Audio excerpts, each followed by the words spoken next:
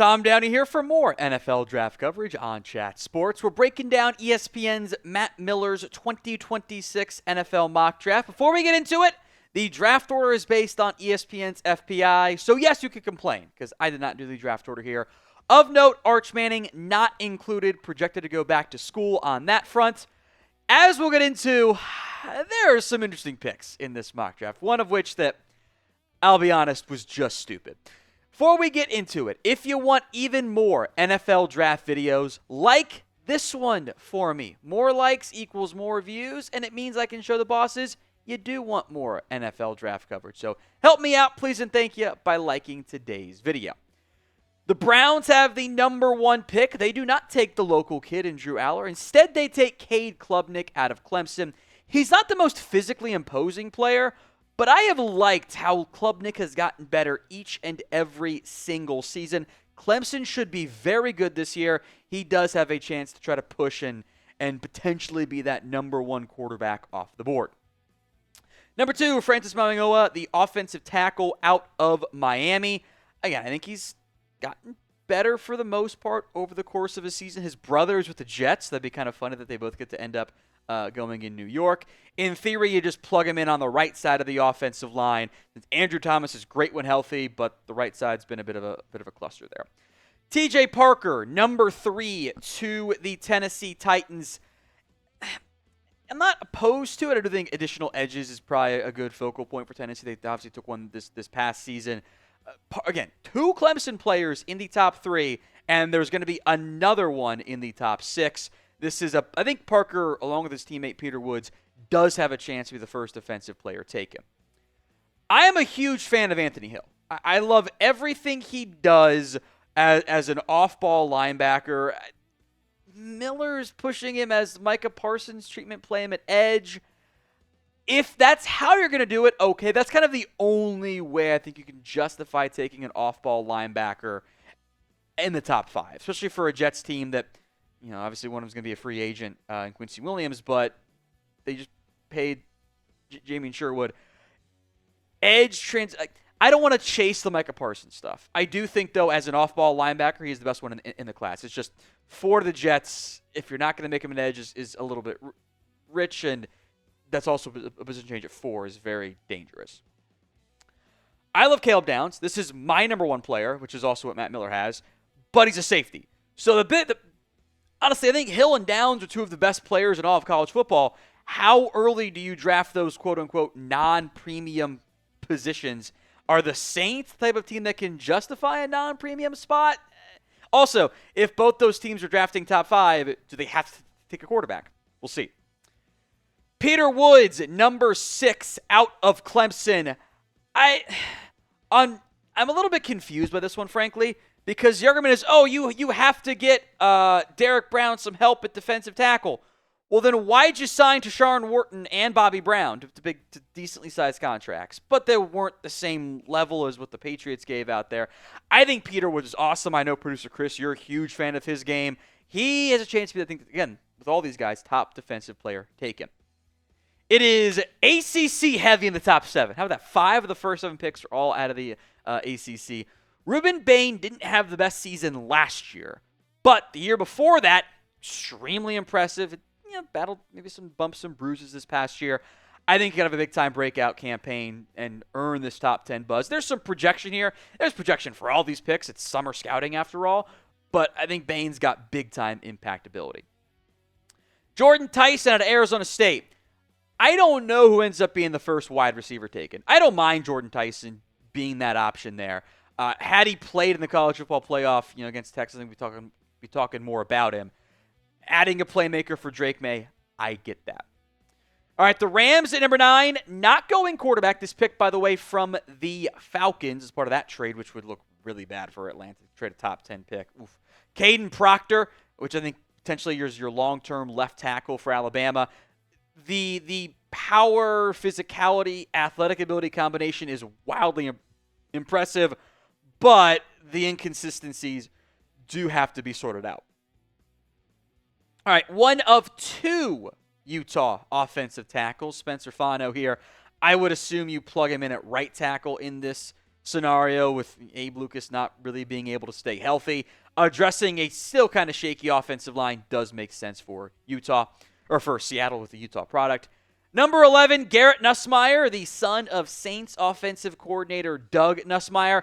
He does remind me of Tony Romo, the good and the bad. There's some really good high-level regular quarterback stuff, and then just bro, why'd you make that throw?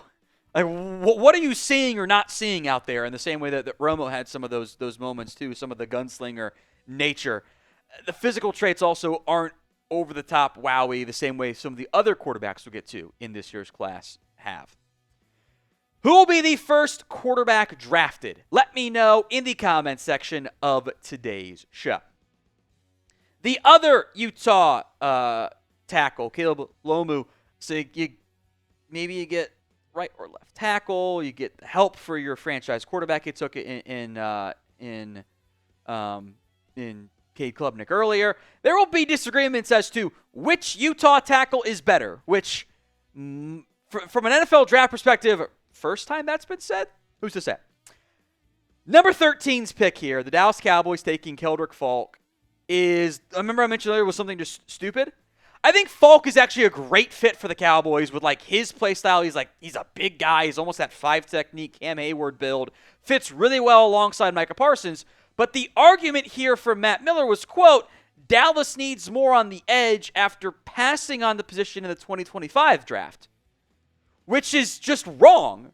They took Donovan Ezeraku in round 2. In fact, Matt Miller ranked that as one of his top 15 favorite picks in the draft. How do we get that wrong? Everyone's going to make mistakes. You can always troll me in the comments when I make mistakes. It's fine. How do we just you got one job, dude? The draft. How do you make that mistake? I think this is about the right range for Faulk. I think he's a good fit with Micah. But they've taken a round 2 pick in Sam Williams, who's going to be a free agent. Marshawn Nealand and Ezeraku in back-to-back years. What are we doing? Antonio Williams out of Clemson. Not necessarily the biggest guy. My issue here is if I'm Arizona, I actually don't want another outside-inside guy at wide receiver. I actually want a pure X. And I think Williams is kind of more of the inside-outside piece. I don't want to keep forcing Marvin Harrison into the sacrificial X receiver role where he's not getting maximized. If you want to take a receiver, I'm going big guy, not small guy, even though I think that the value is reasonable here. Every single mock draft is going to have a corner going to the Dolphins. That's obvious even before the Jalen Ramsey trade. We'll see when he's fully healthy. Is coming off the torn ACL, but talent-wise, there's not much to doubt on that front. Number 16, Lenore Sellers. This is shades of Cam Newton, shades of Anthony Richardson, for good and for bad. He just runs over dudes, which is really impressive. He's got arms talent. He's got mobility. He's got traits.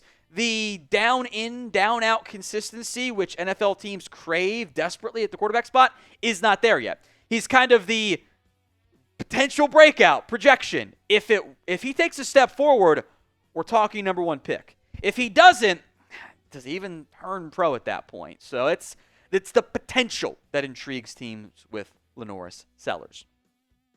Special NFL deal for you guys. These number shirts, the jerseys, the jerseys, the shirt jerseys, whatever you want to call them. They were, $40 or more, $39 or more on Fanatics. They're now $10. Not every player, not every team, but it's an incredible deal. Even if you're not a big shirt jersey guy, it's hard to find anything NFL officially licensed for $10. It doesn't happen. It's a no-brainer. So go get yours today, chatsports.com/NFL shirt. Link will be in the comments section and the description of today's show. Number 17, Jeremiah Love, who is just explosive as all get out. I think he's the consensus number 1 back in the class. This is going to be a popular mock draft spot, him or the Cowboys in all of these. Tim Keenan, your boy, producer Chris, out of Minnesota. I am a little bit intrigued by the fit for the Vikings. Not because, I don't think Keenan's a bad player or anything, but they did also go ahead and sign Jonathan Allen and Javon Hargrave and draft Tyrion Ingram-Dawkins. So I kind of questioned the addition there. But he's a nose guard at his size at 320-something. He could be a good Harrison Phillips replacement. Back-to-back Bama players, LT Overton, who I think fit kind of well. I think a 5-tech is going to be his best fit in the NFL. We can do, again, I always think of Cam Hayward when I think of 5-techs. He's not quite the same build, not the same level of expectation there either, but is a pretty natural scheme fit for Green Bay. Denver takes Eli Stowers. He's super fun. He was very productive for Vanderbilt. He could have gone pro and been one of the first tight ends taken in a pretty good class, but he's skinny. His listed size is 6'4", 225. There are receivers that are that big.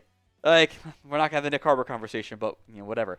He's got to bulk up, or else this is going to be, he's too skinny to hold up at tight end, even in that joker role that Sean Payton loves. Austin Barber out of Florida to the Texans. I kind of wonder, I get it. Offensive line help makes sense. I think that the best Florida player was actually not taken in this ESPN mock draft, but at some point, like, how do you juggle Blake Fisher and Ariante Ursary, and maybe we'll see if they bring back Cam Robinson and Titus Howard, who can all play some tackle. Like, if it's the best offensive lineman strategy, I do get that for Houston, though, because you got to protect C.J. Stroud. We've got year-round NFL coverage here on the channel, so don't miss out. Hit that sub button right now. Patrick Payton out of LSU. He did transfer from Florida State. He was not good last year. So for me, this is a little bit rich on the projection side, but if he can recapture some of that, 2023, early 2022 freshman year form, he could certainly jump back into round one. He's got the size for it. I like this projection pick here. Isaiah World out of Oregon, the Nevada transfer. I am excited to see how he fares against much better competition, but the traits and size combination is certainly worth having that conversation here. Avion Terrell out of Clemson. That is, by the way, A.J. Terrell's younger brother. Bengals have young corners, Cam Taylor-Britt, DJ Turner, Dax Hill. Contractual long-term statuses are uncertain, so I do think this is a good fit range for the Bengals. A.J. Harris to the Commanders. We'll see what happens with Marshawn Lattimore. They did draft Trey Amos in round 2 last year. But Harris is, listed at 6'1", 190, and he's got some traits, as all these Penn State guys seem to have here. The Chargers go linebacker, the first and only Georgia player in this mock draft, C.J. Allen. I am a huge fan of Dan Henley. They also have that Junior Colson. I don't know if they're going to punt on that combination so soon, but I think Allen is a viable round 1 mock draft pick. The Rams at 27 take Drew Aller.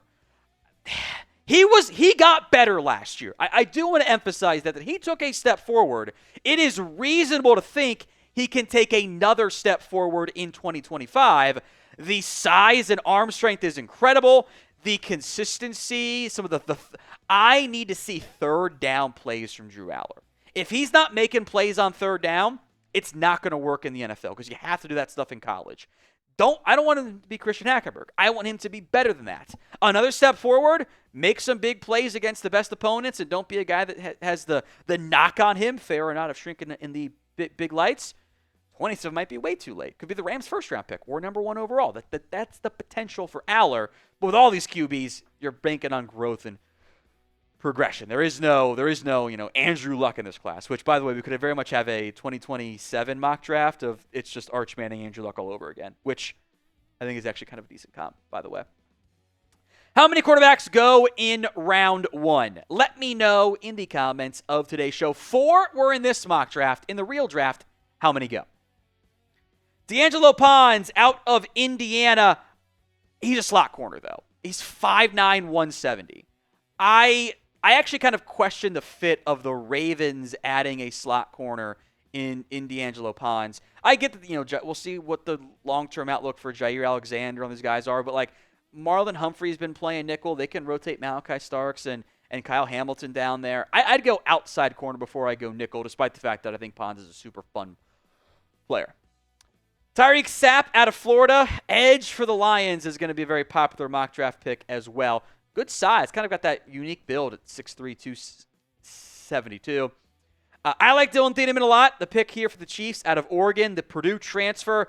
Number 2 safety for me in the class, and I'm quite high on him.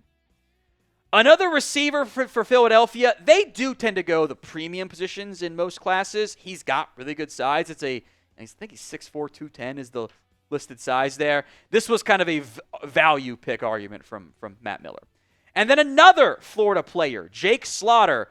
I don't know if center in round 1 is that likely if the Bills want to go down that path, but if you want to just take offensive line, I'm not going to argue that too much when you're trying to protect your franchise, because I think they're pretty good up front overall. Who did Matt Miller leave out of his 2026 NFL mock draft? Let me know in the comments of today's show. Then I'll mention some names for you here next. A lot of people are fans of Fernando Mendoza out of Indiana. He's one of the top QBs not in there. A couple receivers.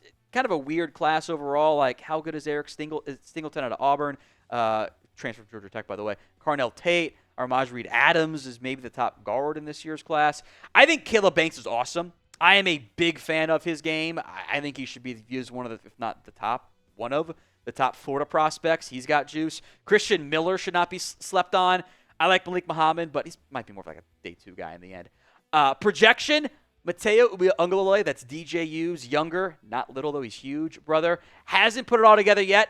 That guy's got traits and ability for days.